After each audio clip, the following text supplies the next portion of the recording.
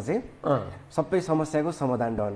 अब हामीलाई भोक लाग्छ, खाजा खान कहाँ जाउँ, अब मलाई अब मेरो छोरालाई स्कुल पढाउनु पर्ने, अब मेरो क्षमता अनुसारको स्कुलमा भेट्छु कि भेट्दिनँ, त्यसमा पनि समस्या छ। रेन्जहरू मैले भेट्न सक्छु। Anfield.com को कस्टमर केयरले चाहिँ रेन्जबारे पनि इन्फर्मेसन दिनुहुन्छ कि जस्तै अब मलाई चाहिँ मेरो क्षमता चाहिँ 10 देखि 20 हजारको छ, महिनाको तिर्न सक्छु मेरो छोराको या छोराको शिक्षाको लागि भने त मैले त्यो बमोजिम स्कुलहरू खोज्न पाउनु पर्यो भन्ने मेरो आकाङ्क्षा हुन्छ नि त।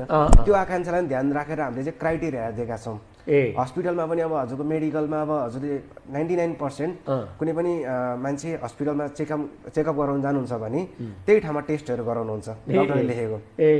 तर अब मानिलिउँ त्यो हस्पिटलमा चाहिँ ल MRI गरेको 10,000 छ, अब हजुरको चाहिँ लोकेसन अनुसार 5 किलोमिटर उता चाहिँ त्यो 10,000मा नभइकन 2,000मा 3,000मा हुन्छ या सरकारी हस्पिटलमा यतिमा हुन्छ भने थाहा पाउनुभयो भने हजुरले आफ्नो क्षमता अनुसार त डिसाइड गर्न पाउनुभयो नि त। अब यो तयारी चाहिँ तपाईँहरूले गर्दै हुनुहुन्छ, यसलाई लन्च फर्मल लन्च कहिले गर्नु?